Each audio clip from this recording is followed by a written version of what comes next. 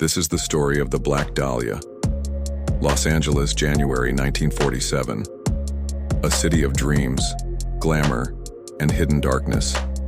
In the midst of Hollywood lights, a murder would shock the world, a crime so brutal, it still remains unsolved.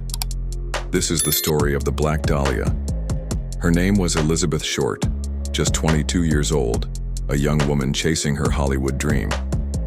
With jet black hair, bright eyes, and a smile that could light up a room, Elizabeth was known by many as the Black Dahlia. She wanted fame, but instead she became infamous.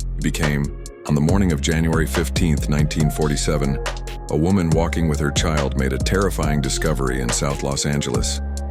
At first, she thought she saw a broken mannequin lying in the grass. But as she stepped closer, horror revealed itself. It was not a mannequin. It was a body. The body was cut clean in half, drained of blood. Her face was slashed into a disturbing smile.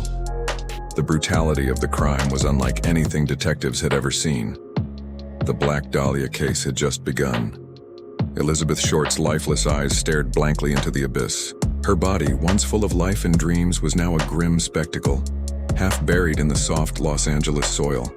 The news spread like wildfire. Reporters crowded the crime scene, their cameras flashing, their notebooks ready. Newspapers across America printed the shocking details. Elizabeth Short instantly became a national headline, not for her dreams, but for her death.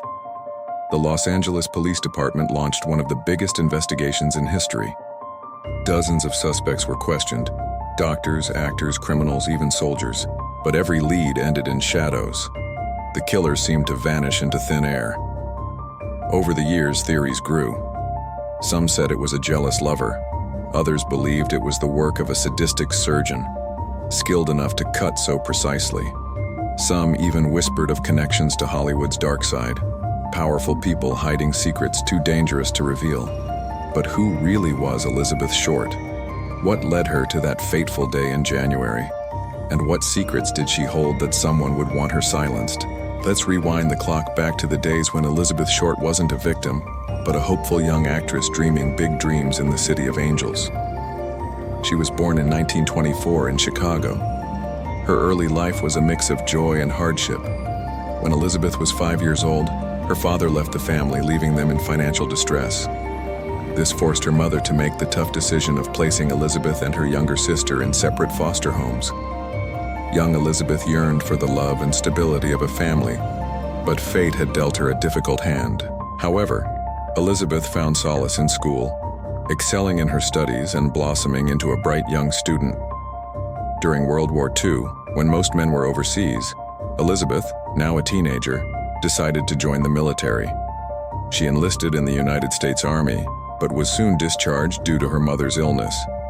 This discharge, however, did not dampen her spirits. Instead, she set her sights on a new horizon, Hollywood. With dreams of becoming a star, she packed her bags and headed west, leaving behind the shadows of her past. In Los Angeles, Elizabeth's journey was not an easy one. Despite her natural charm and good looks, she struggled to make it in the cutthroat world of show business.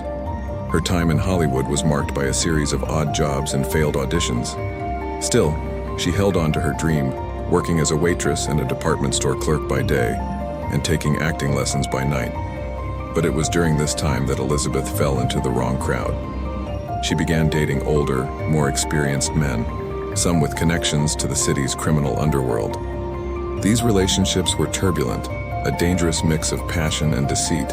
One such relationship was with a man named Fred Manley, a soldier stationed at an army base near Los Angeles.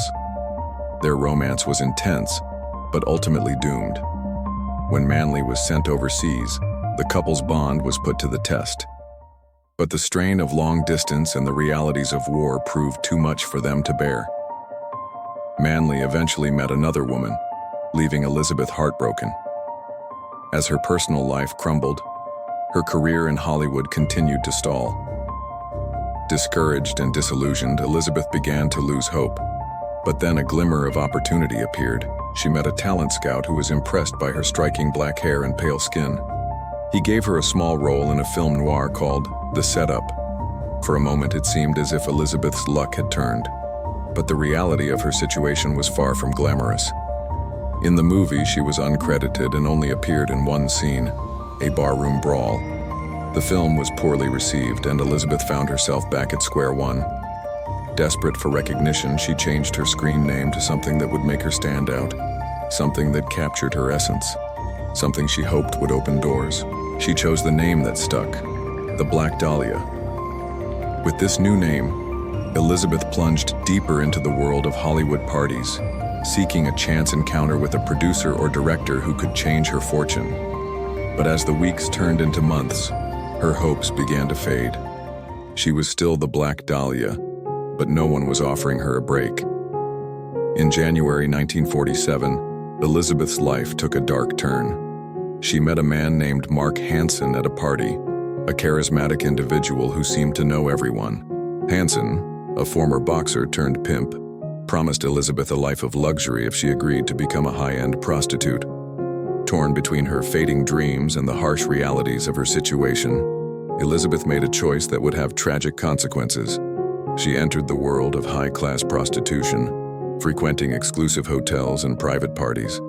Here she met wealthy businessmen and influential celebrities, always aware of the fine line she was walking, hoping that her brush with these powerful individuals might lead to her big break.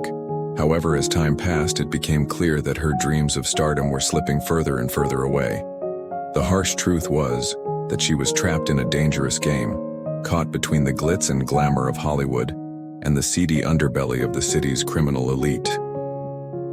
On January 15, 1947, Elizabeth prepared for what would be her last date. Little did she know that this meeting would lead to her untimely demise.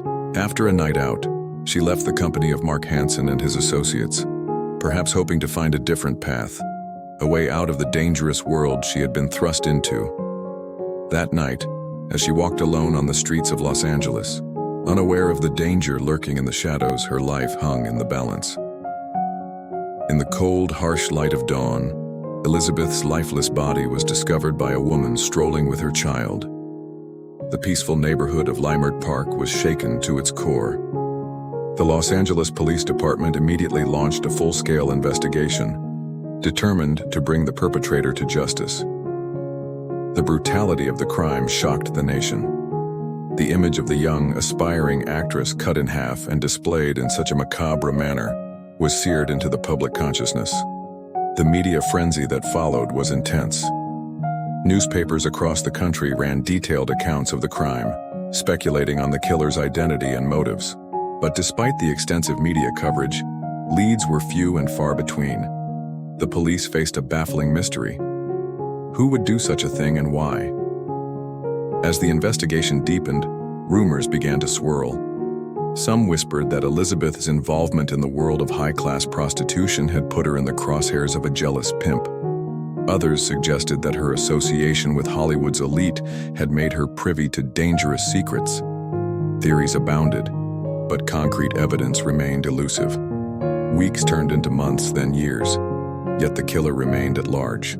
The case went from being a top priority to a cold file, a constant source of frustration for the LAPD.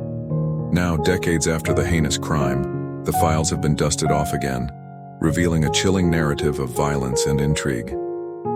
As investigators delve into the details once more, they are confronted with a daunting task. With key witnesses gone and evidence lost to time, can they piece together the truth behind the Black Dahlia murder?